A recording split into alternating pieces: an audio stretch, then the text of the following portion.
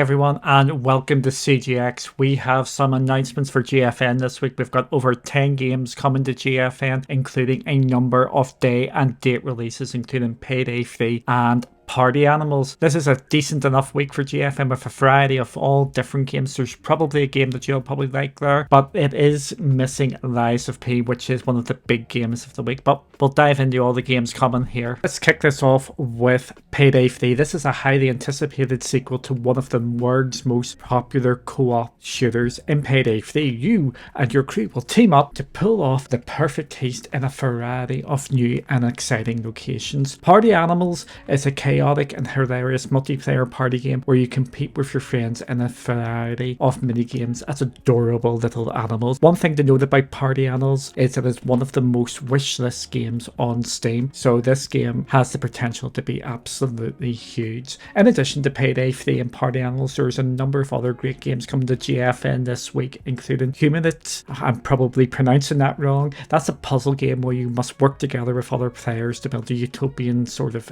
society. Next up is Warhaven. That's a fast-paced first-person shooter where you battle it out in team-based matches. Next up is 911 Operator. This is the Epic Game Store version, which was free this week, or it's free when this video is going live, or it was probably last week, but most people are going to be watching this. But if you haven't picked it up, go pick it up. It's a real-time strategy game where you manage a 911 call center and dispatch emergency service to people who are in need. Next is Finney. This is a first-person horror game where you explore a mysterious underground facility. Chained Echoes is on Xbox Game Pass or PC Game Pass, and it's a retro-inspired RPG with turn-based combat. I know a load of people absolutely love that game, so if you haven't tried that and you're into RPGs, it is well worth giving a go anyway. And next up is Deceit 2. It's a social deduction game where you must work together with other players to identify and eliminate the traitors amongst you. Next up is The Legend of Teeding, and that is on Game Pass as well, and it's a 2D action